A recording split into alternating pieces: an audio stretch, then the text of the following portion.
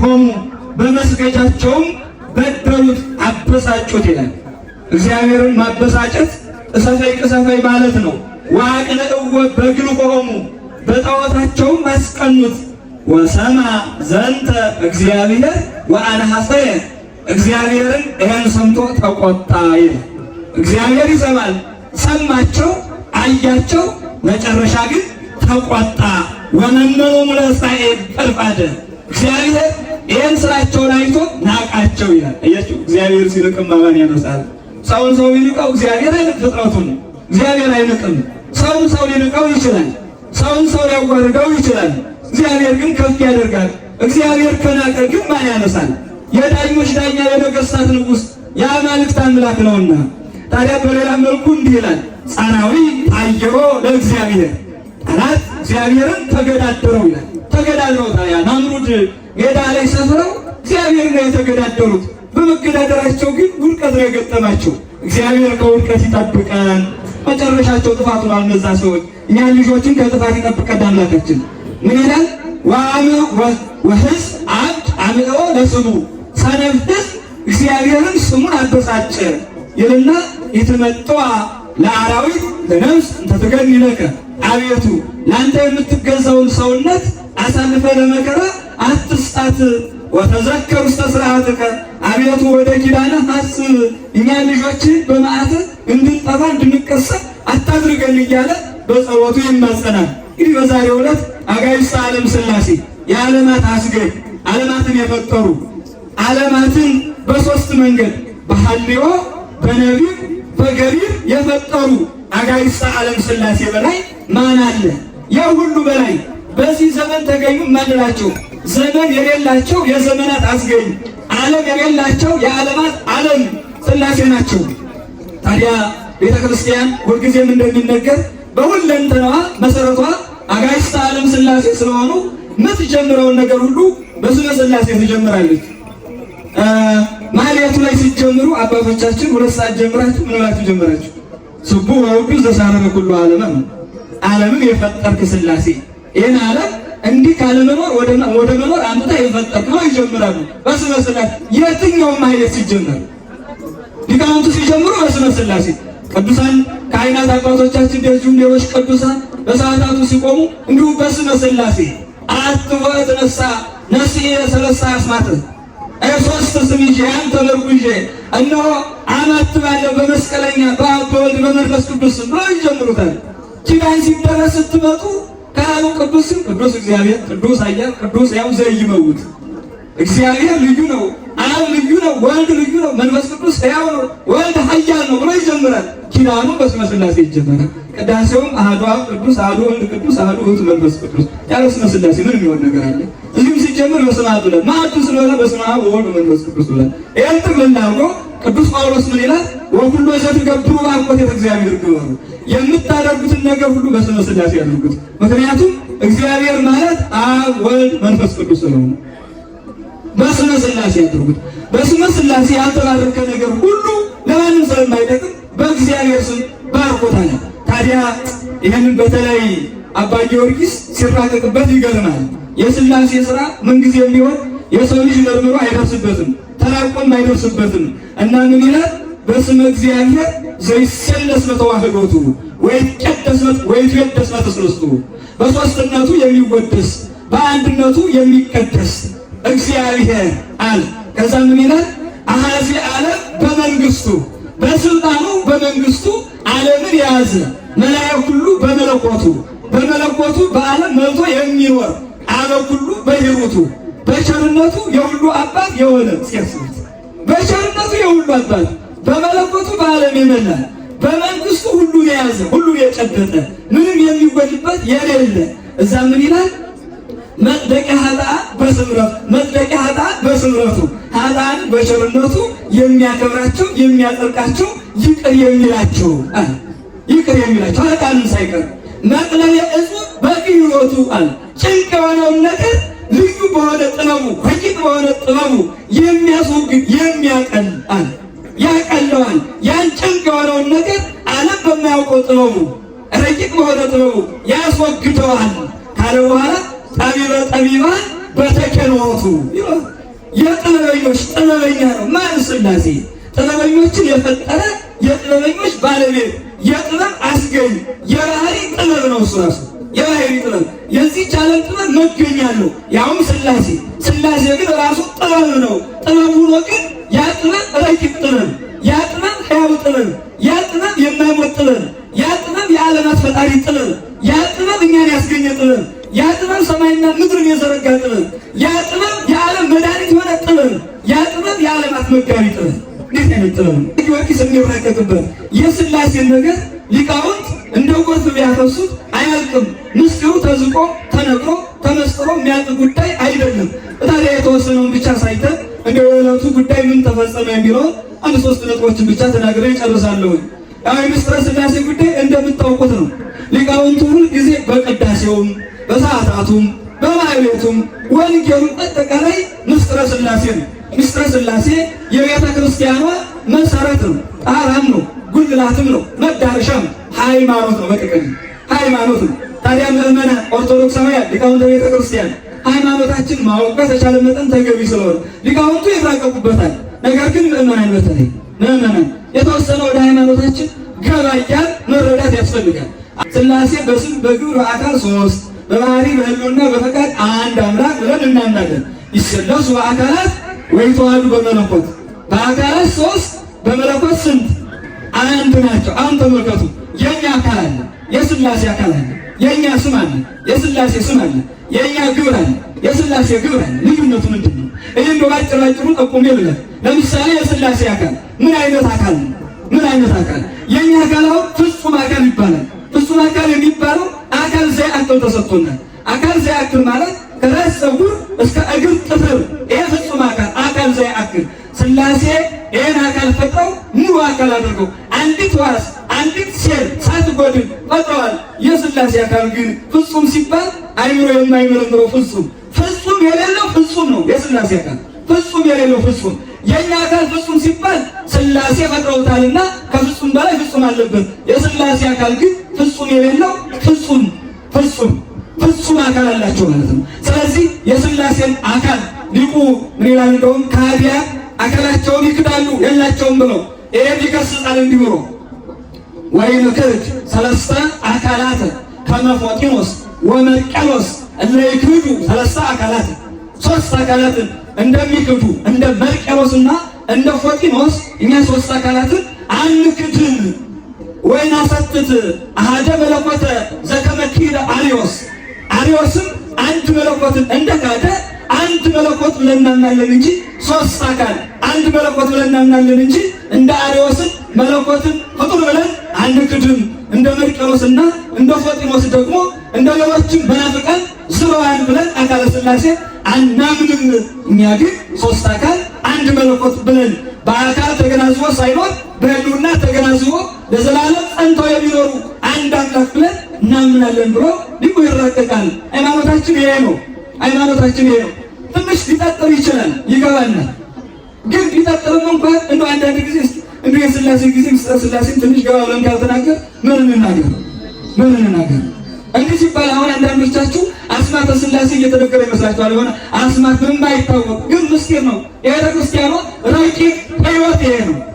ማድመጥ ያስፈልጋል። ነፍስ ትሰማለች። አንዳንድ ጊዜ በእርግጥ ነፍስ ትሰማለች እያሉ ነፍስ እውቀት ናት። እስመ ልቡናሁ ለብእሲ መንፈሱ ይእቲ ይላል ሊቁ።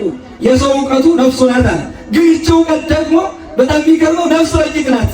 ከነፍስ በላይ ደግሞ ሕሊና ነፍስ ይረቃልና ከዚህ በላይ የሥላሴ አካል ይረቃል። ይሄ ፍጹም አካል ለምሳሌ የኛ መልክ አለ፣ ገጽ አለ። አሁን ይሄ መልክና ገጽ ማለት መለያ ነው። መልክ ማለት ጥቁር ወይም ደግሞ ከለር፣ ህብር፣ ጠይም፣ ዳማ እያልን የምንገልጸው ቀይ እያልን የምንገልጸው ነው። ሥላሴን ግን ጥቁር፣ ቀይ፣ ነጭ ብለህ አትገልጸውም። አብ ወልድ መንፈስ ቅዱስ ምን ይለዋል? ወልድን ሲገልጸው በባህሪ የሚተካከለው በመልክ የሚመስለው አንድያ ልጅ ይለዋል። አባቱን ይመስላል ልጁ። ወልድ አባቱን ይመስላል፣ መንፈስ ቅዱስ አብን ይመስላል። የኛ በተለያየ ከለር ሊገለጽ ይችላል። ያ መልክ ግን እንዲህ ይነገራል ለሥላሴ ማለት ነው። ፍጹም አካል ስንል እንዲህ አይነት ነው። ታዲያ አብ ፍጹም በአካሉ ወበመልኩ ወበገጹ ይላል ሊቁ። አብ በአካሉ በገጹ በመልኩ ፍጹም ነው። ወልድ ፍጹም በአካሉ ወበመልኩ ወበገጹ፣ ወልድም በአካሉ በመልኩ በገጹ ፍጹም ነው። መንፈስ ቅዱስኒ ፍጹም በአካሉ ወበመልኩ ወበገጹ፣ መንፈስ ቅዱስም ሳይጎልበት በፊቱ በመልኩ በአካሉ ፍጹም ነው ብሎ ይገልጸዋል። ፍጹም አካል፣ ፍጹም መልክ፣ ፍጹም ገጽ አላቸው ማለት ነው ያላቸው። ስለዚህ የአካላት ተገነዝቦ የለም ፍጹም አካል ለእያንዳንዳቸው ስላላቸው። ሁለተኛ በአካላት የሚገለጸው ይሄ ህልውና አንዱ በአንዱ ይኖራል፣ አንዱ በአንዱ ይኖራል። አንዱ በአንዱ መኖር ማለት ምን ማለት ነው? ሀልወተ ሥላሴ ሀልወተ እግዚአብሔርን ስናስብ እግዚአብሔር አለ ብለን ስንናገር ዘመን ሳይቀድመው የኖረ ዘመን ሳይኖር የኖረ ማለት ነው። በሁለተኛ ደረጃ አብ ባለበት ወልድና መንፈስ ቅዱስ አሉ። ወልድ ባለበት አብና መንፈስ ቅዱስ፣ መንፈስ ቅዱስ ባለበት አብና ወልድ አይለይ። አንዱ አለበት አንዱ አለ ማለት ነው። የአካል ህልውና ሲገለጽ እንደ ብርድ ልብስ ተነባብሮም አይደለም፣ ወይም ደግሞ እንደ ሌላ ነገር ተዳርቦ አይደለም፣ እንደ ማይደርና እንደ ዳዊት ሆኖም አይደለም። አካለ ሥላሴ ህልውናው ሲገለጽ ማለት ነው። ለምሳሌ ሶስት ነገሮችን እንውሰድ። ወይም ደግሞ እዚህ ዙሪያው በቤተ ክርስቲያን ዙሪያ ያሉ አምፖሎች አሉ። እዚህ መካከል ላይ ሶስት አምፖሎችን ብናበራ ብርሃን አለ። የብርሃን ብዛት አለ።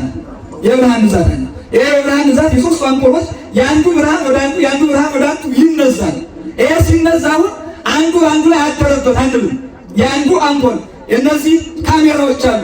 የሶስቱም ካሜራዎች እንትናቸው መብራታቸው የአንዱ አንዱን ሊያልፈው ይችላል። ተደባባ አንዱ በአንዱ ህልው ነው። ተደራርቦ አይደለም። ተደራርቦ አይደለም። እንደዚሁም ሁሉ አካለ ሥላሴ ህልው ነው ሲባል አንዱ በአንዱ ይኖራል። ውህደት ግን የለውም። ውህደት ለአንዲት አሐቲ ባሕርይ የሚነገር ነው። ለአንዲት አሐቲ ባሕርይ። ስለዚህ እንደዚህ እንደ መብራቶች ሁሉ አካለ ሥላሴ በዓለም መልቶ ይኖራል። በዓለም መልቶ ይኖራል። በዓለም መልቶ ለምሳሌ ከዚህ ሁሉ ነው ሌላ ነገር ልጨምር። ይሄ ቤተ መቅደስ አለ። በቤተ መቅደስ ውስጥ ታቦቱ ይኖራል። እኛ እንገባለን፣ እናስቀድሳለን። አንድ እግዚአብሔር ያድርበታል፣ ይኖርበታል ማለት ነው። ረድኤት ይገለጽበታል። በውስጥ እንኖራለን። አሁን እኛ በቤተ መቅደሱ እንገባለን። ቤተ መቅደሱ ግን ከእኛ ላይ አይኖርም ማለት ነው። እኛ በውስጥ ነው የምንኖረው። ስለዚህ ቤቱን ይዘኑ ተሸክመን መዞር ግን አንችልም። ጽንስን ጽንስን እናት በማኅፀን ትሸከመዋለች። ከጽንሱ በላይ ናት አይደል እናት? ጽንሱ በውስጥ እንጂ በውጭ ላይ ሲወለድ ብቻ ነው። አሁን እነዚህ ነገሮች ሁሉ አጠቃላይ አንዱ በአንዱ ይኖራል። እንደው በሚመስለን እንኳን ምሳሌ የሥላሴ አካል ግን ይሄ ምሳሌ ዘያጽጽ ነው። ከዚህ በላይ ነው። ከዚህ በላይ ነው። አይምሮ ተመራምሮ የማይደርስበት ነው። ታዲያ ይህ አካል ህልው ሆኖ ሳለ ደግሞ ምኑ ነው? መልቶ ይኖራል። ምልአቱን ስንገልጸው እጅግ ይገርማል። እንዴት ነው የምልአቱ ጉዳይ? እስኪ እንደው ህሊናችሁ ወደ ጽርሐ አርያም እስኪ አምጥቁት።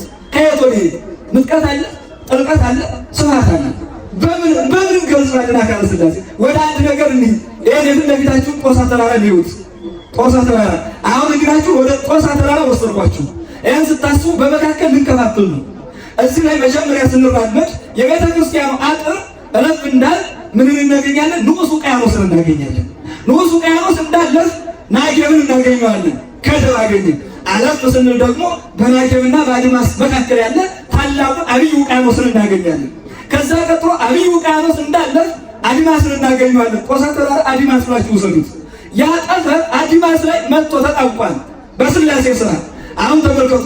የጦሳ ተራራ አድማስ ነው። ከአድማስ በስተጀርባ ያለ ጠፈርና አድማስ ተገናኝተዋል። ከዛ በስተጀርባ 6 መሳቀዋሉ። መስኮቶችን ከፍቶ ሥላሴ ንስኪ ከዚህ ከአድማስ በስተጀርባ ዓለምን አስቃኛችሁ። ምን አይነት ዓለም እናያለን? ምን አይነት ዓለም እናያለን? ያን ዓለም የሚያውቅ ዓለም የሌለው ዓለም ሥላሴ ብቻ ነው።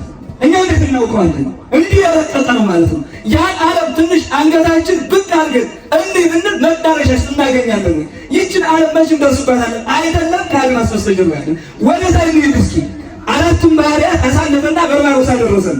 ዘወልዶ ለጽልመት የሚለው ጥቁር መሬት ላይ ደረሱ። እዛ በታችስ ምን አይነት ዓለም አለ? እዛ በታች ሥላሴ ይኖራል አለ በምልአት። ከጽርሐ አርያም መንበረ መንግሥት አለ። 7ቱን ሰማያት ሰንጥቀን አለፍ። ከዛ በላይ ምን አይነት ዓለም አለ? ዓለም የሌለው ዓለም ዓለምን እንደሩን በመሃል እጁ ይዞ ይሄን ሁሉ ይመግባል፣ ይሄን ሁሉ ያስተዳድራል። የማናውቀው ዓለም በሥላሴ ዓለምነት ይገለጻል። ማናውቀው ዓለም ዓለማት ዓለም ሥላሴ ዘአልብክሙ ዓለም የሌላችሁ ሥላሴ እናንተ ናችሁ። በአፋኒ አንቱም ወውሳጤ አንቱም ሊቃውንቱ ሲመሰክሩት ያደሩት በውስጥም ሥላሴ በውጭም ሥላሴ። በማናውቀው ዓለም ሥላሴ በምናውቀው ዓለም ሥላሴ። ሌላ ነገር የለም እኮ። ይህ ጠፈር ወይ መሰረት ጠፈርኛ መሰረትኛ ብለው የሚገልጹት ከዚህ የተነሳ ነው። ጠፈሩ ሥላሴ መሰረትም ሥላሴ ነው። ሥላሴ መርምሮ የሚያውቅ የለም። ሥላሴ ግን እኛን ያውቃሉ። አውቀው የፈጠሩን በፕላን ነው የፈጠሩን። ወአኮ ኩሉ ዘያእምረነ እኛን የሚያውቅ ማንም የለም። ወሊበነ አእምሮ ለኩሉ ሁሉን ግን እኛ እናውቀዋለን። ወንጠይቅ ኩሎ እኛ እንረዳዋለን። ለንጹሕ ናርህቆ የቀረበውን እናርቀዋለን። ወለቅሩ ናርህቆ የቀረበውን ደግሞ ሩቅ እናደርገዋለን። ሩቅ እናቀርባለን፣ ቅርብን እናርቃለን። ይሄ ነው። ይሄ ምልዓተ ሥላሴ ነው። በምልዓተ ሥላሴ ውስጥ ግን ማን አለ? የሰው ልጅ ደግሞ በጸጋ የተሰጠው ነገር አለ። ቅዱሳን በፍልስፍናው ዓለም እኮ እነዚህ በፍልስፍናው አረንቋ ውስጥ የገቡት ክፉዎቹ እንዳሉ ሆኖ በጎዎቹ አሉ። እንደነ ኤጲፋንዮስ ያለው፣ እንደነ ዮሐንስ አፈወርቅ ያለው፣ እንደነ ጎርጎርዮስ ያለው እያችሁ እንደነዚህ ያሉ ተበላሽተዋል። እንደነ ቅዱስ ኤልያስ ያለው በእሳት ሰረገላ መነጠቅ፣ እንደነ ቅዱስ አርሳኒዎስ ያለው። ቅዱስ አርሳኒዎስ የሚገርመው የሆነ ፍልስፍና ገባና ሲማር ኖረ። ያን ግን ተወና ወደ መንፈሳዊ ዓለም መጥቶ ወደ ገዳም ገባ። እዛ አካለ ሥላሴን፣ ምልዓተ ሥላሴን፣ ህልውና ሥላሴን፣ ርቀተ አካሉን ይሄን ሲማር ይሄ የፊደል መጀመሪያ ነው አለ። ያን ሁሉ እኮ አያደርጉትም። ይሄ የፊደል መጀመሪያ ነው። ዛሬ ገና ፊደል ጀመርኩ አለ። ሃይማኖቱ ሲገባው ፊደል ጀመርኩ አለ። የሁሉ ነገር አፍ መፍቻ ግን ደግሞ የሚረቅ አይምሮ የማይደርስበት ግሩም ምስጢር ነው። ታዲያ በዚህ ውስጥ ሰውንም በህልውና አድረውበት ይኖራሉ። ነገር ግን ህልውናው ሲባል በረድኤት ማለት ነው። በረድኤት ያ ማለት አነ ወአብ ወመንፈስ ቅዱስ አቀበ ቃሌ አነ ወመንፈስ ቅዱስ መጽሐፊው እንገብር ምዕራፍ ውስጤቱ ቃሌን ሰምቶ የሚያደርገው ሰው ቢኖር እኔ አብ መንፈስ ቅዱስ መጥተን ማደሪያ እንሰራለን። ቤተ መቅደሶች እኮ ነው የሥላሴ ማደሪያ። እንዲሁ ሆኖ ከዚህ በላይ መመረጥ አለ? ግን በጣም የሚገርመው እንዲህ ማደሪያ ሆኖ ተመርጦ የሰው ልጅ እግዚአብሔር ያበሳጨዋል። እግዚአብሔር ይፈትነው። ስለዚህ ምልዓተ አካሉ በዚህ ነው፣ በእኛም በዚህ አድሮ ይኖራል። እንዲሁም ደግሞ በሥጋው ወደሙ ዘበላ ሥጋዬ ወሰት የደሜ ቦ ሕይወት ዘለዓለም አይደለ? ሥጋዬን የበላ ደሜን የጠጣ የዘላለም ሕይወት አለው። እኔ በእሱ አድሬበት እኖራለሁ፣ እሱም በእኔ አድሮ ይኖራል። እንዲህ ነው ክርስትና። መኗኗር መመጋገብ ነው። ሥላሴ እኛን ይመግባል፣ እኛ ደግሞ በጸሎት ወደ ላይ የሥላሴን ምሕረት እንቀበላለን ማለት ነው። ርቀተ አካሉ ስታዩት እንዴት አድርጌ ገልጸዋለሁ? እንደው ሁለቱም እንኳን ባነሳ ነፍስና መላእክት፣ ነፍስ ረቂቅ ናት፣ እውቀቷ ረቂቅ ነው። መላእክት ረቂቃን ናቸው፣ ሕሊናቸው ረቂቅ ነው። ከዚህ በላይ እግዚአብሔር ይወቃል። ታዲያ ምን አለ ሊቁ ይህን ሲጠቀልለው ወይዜኒ እንስ ሱባኤቲሁ ወይንጠናቀቅ ማይምቲሁ ዘይግ ልሳነ ነቢያት ሐዋርያት ወድሶ ተመጠነ ረዩ። በቃ ያለው ነቢያት ተራቀዋል፣ እነ ሙሴ ተራቀዋል፣ ሌሎቹም እነ ኢሳይያስ ተራቀዋል። ተራቀቁ፣ አልደረሱበትም። እነ አባ ሕርያቆስ ተራቀዋል፣ እነ ቅዱስ ኤፍሬም ተራቀዋል፣ እነ ዮሐንስ አፈወርቅ ተራቀዋል። ግን ማን ይድረስበት? ዋኙት። በቃ ደከም አይኖ ይደክማል። እንዴት አድርገው ያነሱ እንኳን ይደክማል። በተሰጥሞተ ምስጢር ሰጥሞ መኖር። ታዲያ ከዚህ ወጥቶ መሄድ እኮ አለመታደል እኮ ነው። አለመታደል በዚህ ሰጥሞ መኖር መጥቶ መማፀን ያስፈልጋል እኮ። ርቀተ አካሉ የእግዚአብሔር አካል እንዴት አድርገን እነዚህ ነቢያት፣ እነዚህ ቅዱሳን፣ እነዚህ ሊቃውንት ተመራምረው ያልደረሱበትን ጌትነቱን፣ ገዥነቱን፣ አምላክነቱን፣ ፈጣሪነቱን፣ ሕያውነቱን፣ ዘላለማዊነቱን፣ ቀዳማዊነቱን አንመራመር አለ። ምክንያቱም መለኮት ወገማ ጎንበስ አንገት መቀነስ የለበት። ጎንበስ ከሳይ በደር ለኛ ይሰጣል እንጂ መች ተበድሮ ያውቃል። አኮ ዘወቱ ለመለኮት ምርና ወአት ተወርስ ከመይን ሳምት ዘቆረ ውስጤታ አላ ሁሉ ውስጥ ሰሪው በከማሪያ ጴጥሮስ አላባሪያቆስ መለኮት አንገቱን ያጎለብስ ወገቡን ዘንበል ያደርግም ሁሉ በእጁ ጭብጥ በእግሩ እርግጥ ብሎ የተያዘ ነው ካለ በኋላ እነሆ ቢርቀው እኮ ያጎለብስ ነበር ይላሉ ሊቃውንቱ። ግን አይርቀውም። ዓለም እንደሩን በመሃል እጁ ናት። በመሃል እጁ አድርጎ ሁሉን የሚመግብ እያየን እኮ ነው ዝም የሚለን። በጣም የሚገርመው እየፈተን ነው መሃል እጁ አድርጎ ዝም ይለናል፣ ይታዘበናል። አስባ ወጣት መሃል እጁ አድርጎ ነው ዝም የሚለን። የሚሰርቀው ሲሰርቅ፣ የሚቀማው ሲቀማ፣ የሚገድለው ሲገድል፣ የሚያሳድደው ሲያሳድድ ዝም ይለናል እያየ ማለት ነው። ታግሶ ግን ማለቱን ካመጣ የለበት እሱ ነው ችግሩ። ስለዚህ እንደ ጴጥሮስ እስኪ ዓለም ለመሃል እጅ ያዝና አሳየኝ አለ። አላወረደ ግራፍ ሻለ ሊቀፋት ያይት ለምን ያደረገኝ አለ። እዛ አሳየው። ሶስት አካላት ተልቦታ ይይላል። ዓለም ወዴት ነው? አቤቱ አንተ እንጂ ምን አውቃለሁ፣ ፍጡር ምን ያውቃል አለ። እዛው ድካሙን ገለጸለት ማለት ነው። እንዴት አድርገን የሥላሴን አካል ርቀቱ እንዴት እንደርስበታለን? አካለ ሥላሴ ረቂቅ ነው። ቀድምናውን ቅድም በቅዳሴው መካከል ሰምታችኋል። ካህኑ ሲያነቡት ቀዳሚው ቃል ውእቱ ወውእቱ ቃል ሀበ እግዚአብሔር ውእቱ ወእግዚአብሔር ውእቱ ቃል አለ። በመጀመሪያ ቃል ነበረ፣ ቃልም በእግዚአብሔር ዘንድ ነበረ፣ ቃልም እግዚአብሔር ነው፣ ሁሉ በእርሱ ሆነ የተባለለት። አሁን ተመልከቱ፣ ህልውናውን ቅድምናውን አመጣው በአንድ ላይ። አሁን እዚህ ላይ ምን ይመጣል? የህልውና ተገናዝቦ ያመጣዋል። ልብ ቃል እስትንፋስ የእነዚህ ተገናዝቦ እዚህ ላይ ይገባል ማለት ነው። ቅድምና አለው፣ ህልውና አለው። የአካል ህልውና ራሱን ችሎ ነው። የዚህ ደግሞ የሚገነዛዘቡበት ልብነት፣ ቃልነት፣ ስንፋስነት አንዱ በአንድ ልብ፣ በአንድ ቃል፣ በአንድ ስንፋስ፣ በአንድ ልብ መሰረትነት፣ በአንድ ቃል ተናጋሪነት፣ በአንድ ስንፋስ ሕይወትነት ይኖራሉ ማለት ነው። ኧረ እንደው የዚህን ምስጢር ባለቤት ቤተክርስቲያኗንስ ያመስግኗት። በቃ ሌላው እያለ ይቀጥላል። አልጨርሰውም። ስለዚህ ቀዳማዊ አምላክ፣ ሕያው አምላክ፣ ዘላለማዊ አምላክ ማለት ነው ባጭሩ። ስሙን ስናየው አብ ወልድ መንፈስ ቅዱስ የማይሞት ስም ዘላለማዊ ስም ነው። ስም ከሕያው ዘንድ ነው። ስም አይሞትም። የሥላሴ ስም አይባለስም። በስሙ ድውይ ፈውሰውበታል፣ ለምጽ አንጽተውበታል። እነሆ ቤተክርስቲያኗን ቀድሰውባታል። ስለዚህ ይሄ ስም ለእኛ መቀደሻ ነው። ይሄ ስም ዘላለማዊ ስም ነው። ይሄ ስም የባህሪ ስም ነው ማለት ነው። በሶስተኛ ደረጃ ግብር ሲባል አብ ወላዲ አስራጺ። እስኪ ወላዲ መወለድና መስረጽ ማለት መገኘት ማለት ነው። አሁን ተመልከቱ። የአብ ግብሩ መውለድ ማስረጽ ነው። የወልድ ግብሩ መወለድ ነው። የመንፈስ ቅዱስ ግብሩ መስረጽ ነው። ግን ምን ይላል መሰላችሁ? ልደታ ወጽአተ መንፈስ ቅዱስ እይትነገር አላ ይተነከራል። ያን መወለድ የመንፈስ ቅዱስ መስረጽ ይደነቃል እንጂ አይነገርም። በሌላ መልኩ ምን አለው? የወለዶ አብ ለወልድ እንድኅረ ዘመን አላ ወልድ ቀዳማዊ ውእቱ። ከዘመን በኋላ አብ ወልድን አልወለደውም። ወልድ ራሱ ቀዳማዊ አምላክ ነው እንጂ አለ። ወለደው ስለተባለ በዘመን መቀዳደም የለም። ማነስ፣ መተናነስ፣ ማዘዝ፣ መተዛዘዝ የለም። ያህሎ ዘመን ማይከሩ ወማዕከል የሆኑ በአብና በወልድ በአብ አባትነት በወልድ ልጅነት መካከል የዘመን መቀዳደም ወይም ደግሞ የዘመን ትንሽ ማይክሮ ሰከንድ ያህል መበላለጥ የለም። በመካከላቸው ሌላ ትርፍ ዘመን የለም። ትርፍ ዘመን ሥላሴ እሪት ነው የምትባለው። እሪት በዘመን የተካከለች፣ በባህሪ የተካከለች፣ በቅርምና የተካከለች አንዲት ናት። አንዲት። ስለዚህ በዚህ መልኩ እንረዳለን። እንዲያ ከሆነ አንድነቱ በመፍጠር በሕልውና ይህን ዓለም በመመገብ በቸርነቱ በካህሊነቱ በጥበቡ ይህን ዓለም ካለመኖር ወደ መኖር አምጥቶ እንደፈጠረ ይህን ዓለም በማሳለፉ በዚህ ሁሉ አንድነቱ ይነገርለታል። ሥላሴ በተዋህዶ በሥላሴ፣ ሥላሴ በአንድነት፣ አንድነት በሦስትነት፣ አንድነት በሦስትነት አይከፈል፣ ሦስትነት በአንድነት አይጠቀለልም። ይህ ዘላለማዊ ሕያው ምስጢር ዶግማ ነው ማለት ነው። ስለዚህ ዶግማ ነው፣ ሃይማኖት ነው። ታዲያ በዛሬው ዕለት ስንመጣ ሥላሴ ዓለሙን የፈጠሩት ሌላውን ለአንክሮ ለተሰክሮ ለምግብ ሥጋ ለምግብ ነፍስ ፈጥረዋል። ሰውና መላእክትን ለተለየ ዓላማ ስሙን ለመቀደስ ክብሩን ለመግለጽ ፈጥረዋል። ግን እዛ መካከል ሰው አዳም በደሉን ጀመረ። ሰይጣን ነው፣ ያው መሰረቱ ይታወቃል። ከአዳም በኋላ ሲወርድ ሲዋረድ በኖህ ዘመን የነበሩት ፈጠሩት። እግዚአብሔር ምድርን አጸዳት። ሰውን በመፍጠሬ ተጸጸትኩ እስከ ማለት ደረሰ። እንዲህ ከመባል እሱ በቸርነቱ ይሰውረን። ምድርን ሲያጸዳ ኖህና ቤተሰቦቹ 8 ሆነው ተርፈዋላችሁ። እነሱ ከመርከብ ከወጡ ከተፈጥሯ ከወጡ በኋላ መጨረሻ ላይ ያው መሬትን ተካፍለዋል። በመላኩ ዳኝነት በኖህ ሽማግሌነት ተካፍለው ሲኖሩ የካም ሰዎች ናምዱ በተባለው ሰፍረው መኖር ጀመሩ። እየኖሩ እንዳለ በጣም የሚገርማችሁ ሀብት እየበዛ ዝና እየበዛ ሲመጣ አንዳንድ ጊዜ አስቸጋሪ አይደለም? አብሮ ደግሞ የሚከተል ነገር አለ። የሚከተል እና የሆነ ነገር አሰቡ። አንደኛ ምናሉ አይ ሀብታችን በዛ፣ ዝናችን በዛ፣ ትልቅ ሰማይ ጠቀስ ወጠነሳና ስማችን እናስጠራለን። ስማችን ይጠራ፣ ዝናችን ይነገራል። ከዛ በኋላ ሳቡ ገረቡ። ወደ ላይ ሰማይ የቀረባቸው መሰላቸው። አይ ይሄ ሰማይ ከቀረበን ዘንድ ይሄን ፈጠረ የሚባለውን እኮ በጦር ብንወጋ ተቆጣጥረን እንኖራለን ብለው አስቡ። ተመልከቱ። ዘነብሩ ውስተ ሰማይ ይሰቆማል። በሰማይ የሚኖሩ ይሰቅባቸዋል። አንዳንድ ጊዜ የሰው ስራ ያስቃል። እግዚአብሔር የሚስቅ ምን ሆኖ አይደለም፣ የሰው ስራ ግን ያስቃል። አሁን እኛን ኃጢአት ስንሰራ በደል ስንመጥ እግዚአብሔር ይስቃል። ያሰኛሉ። ሰው ነው የሚያሾፈው። ሰው እንኳ አንዱን አይቶ ተመሩ እንደው ቋንቋ መስሎት ማለት ይገኛል።